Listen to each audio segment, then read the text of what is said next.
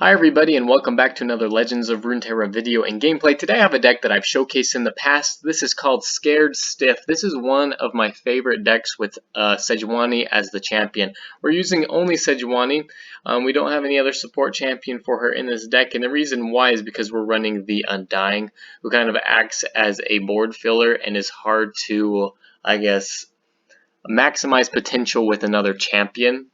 A lot of people who make Undying decks don't have any champions in them, but the reason why we're including Sejuani in this deck is because the Undying represents a force that people either don't want to block into, which causes Nexus damage, helping us level up Sejuani.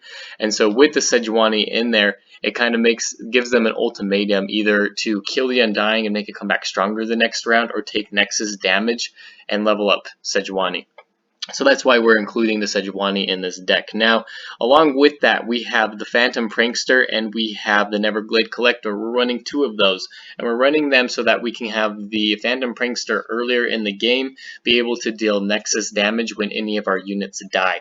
So with these cards, of course, we're running a lot of self-sacrifice cards like the Ravenous Butcher, we have Cursed Keeper, we have the Blighted Caretaker, we have the Undying, we have one Ancient Crocolith. All of these cards, well, and the Chronicler of Ruin, they all proc deaths that once again will damage the Nexus if the Phantom Prankster are out and the Neverglade Collector. So it's really easy to have Sejuani leveled up by level 6 if we start out with something like the Phantom Prankster. It's not that hard at all. And then to finish off the game, we have two Tusk Raiders. We're plundering almost every round with these cards. Really easy to get the Tusk Raider out and give double power and double health to all of our allies in the deck. And it draws us another Sejuani in case we haven't done so. Just another card draw option. We're also running some sustain in this deck with Catalyst of Aeons, Grasp of the Undying. And Wolf Rider and Catalyst of Aeons work as kind of a mana ramp to get up to the point where we can play the Tusk Raider and be able to finish off the game a little bit faster. We're also running two Withering Well for the same reason. We run Grasp of the Undying, just extra damage to the opponent, to the enemies, and health gain and sustain for ourselves. That's about it for this deck. Like I said, I have showcased this in the past. It is one of the most fun decks that I have created, I believe, and you should try it out. If you like this video, don't forget to subscribe to the channel, and we'll see you tomorrow. Thanks. Alright, so we're going against Misfortune, Garen, and Lucian. This is kind of an odd deck combo, but what we can probably expect from this are Scouts and Rally. That's one thing that I am thinking about immediately. Multiple attacks per round. I like my opening hand here. I've got the Phantom Prankster. I've got the Hapless Aristocrat. This is looking pretty good. And the Ravenous Butcher that I can use later on. I don't want to use the Ravenous Butcher because I want to use him on the either the Spiderling once I have the Phantom Prankster down, or on the Undying that I have as well. So I'm going to, that's why I ended the round. I don't want to do anything here as well. I'm not going to block with my Hapless Aristocrat because I can use his Last Breath ability more efficiently with either Glimpse Beyond or with my Ravenous Butcher, like I said. So now I've got this Phantom Prankster down, we can start leveling up Sejuani. And as you will note and see throughout this gameplay, it is really easy to level up Sejuani in this kind of deck. You don't need to deal a ton of damage each round to the enemy. One is sufficient with this Phantom Prankster here. If they have no way to get rid of it, it is going to do pretty much damage each round. It's also going to kind of dissuade the opponent from attacking because they'll have to be wary about killing my really small units like the Spiderling that I have now. So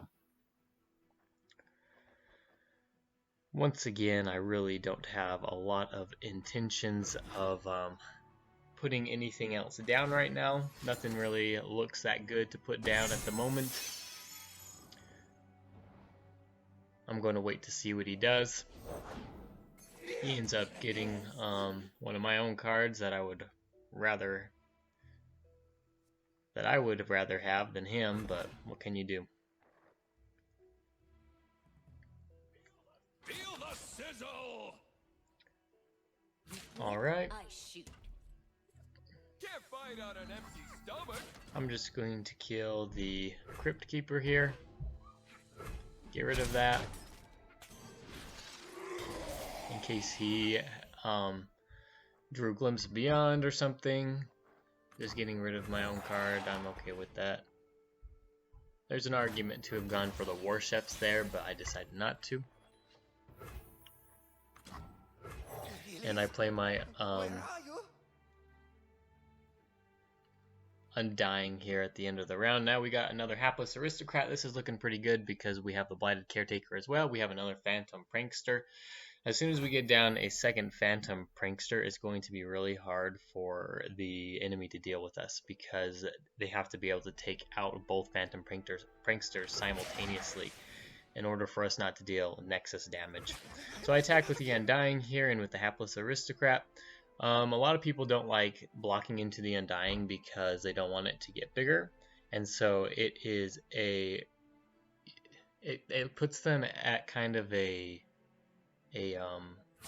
hard decision. They need to decide whether they want to take the damage and level up and help level up Sejuani, or block into it and then have it come back stronger the next round. And we're going to end the round here by playing the Phantom Prankster once again. As I said, now it's really hard for him to deal with both at the same time, so really good to get both of them down, even though it kind of fills up my board. He also stole my Neverglade Collector. I was kind of worried about that. This is our secondary Phantom Prankster ability here. We run 2 of each of these in the deck.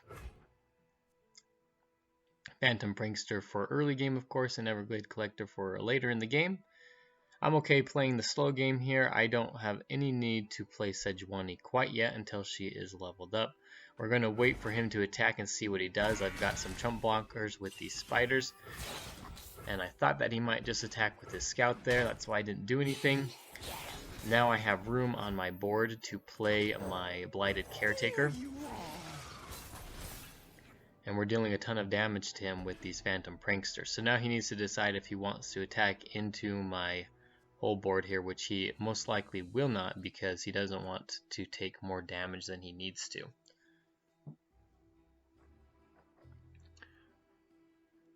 So we're going to see what he does here and react accordingly, but I do not think he's going to attack with all of his units.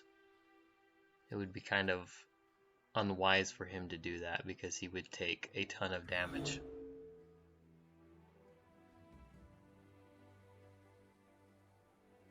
We also have him in a good spot for board space as well. He can't really play any units if he has a lot of them drawn.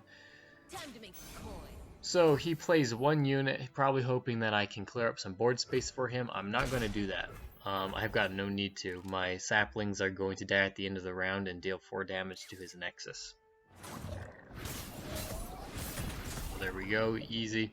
Now, I also don't want to kill him because he has the Neverglade Collector and he would heal, so I want to get rid of the Neverglade Collector, and that's who we're going to target here. Now, Sejuani is leveled up as soon as I play her. I think I dealt damage each round to the enemy Nexus, so she's more than leveled up here. I could have played her last round, but decided to wait till this round and play a little bit slower. Now our Sejuani is good to go here. Now he's got to decide what he's going to do. Once again, he doesn't have a lot of board space.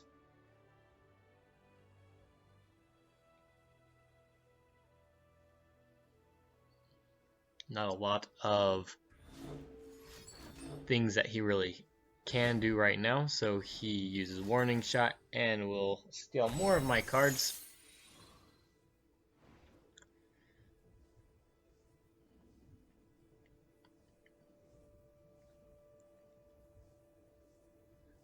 I'm in a pretty good position here. I only need 3 more of my units to die.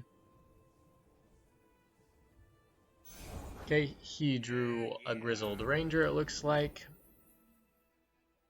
Stand and gets rid of the Neverglade Collector, which I'm fine by that. That was probably the strongest card on his board. Force him to do that. Make it worth my while. We attack with 2 cards here. There is an argument for me to have attacked with all of my, with the Spiderling and the Blighted Caretaker as well. I decide again to play the short game here, or the long game I mean, not the short game. I control the board here, so I can control the pace and what I want to do. And we frostbite his whole board here. And I'm sure he can't do anything. He's only got 1 mana left. Not much he can do with this. And he places my hapless aristocrat. Alright, we draw another Tusk Raider, which is somewhat unfortunate. Okay, I'm pretty sure in this position he's going to play his scouts. I'm right. He wants to get rid of my Phantom Pranksters, but in doing so, he needed to target my Sejuani first, and he can't get rid of both of them, so it was a really bad position for him. So I do the Darius emote for him. Either way, he's going to damage himself and not be able to take out both of them, so he deserves another Darius emote. Frostbites his whole board here. And since I've damaged him, I can play the Tusk Raider. Get a bulkier unit out, draw another Sejuani because ours is a little weak. And now he's in a pretty bad position. So we're going to block with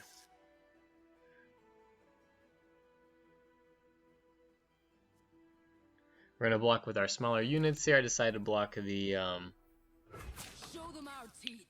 Abomination with Sejuani. I wasn't going to be able to finish him off here anyway. Probably should have just blocked it with the Blighted Caretaker, but it's okay. Because we're most likely going to win this game at this point.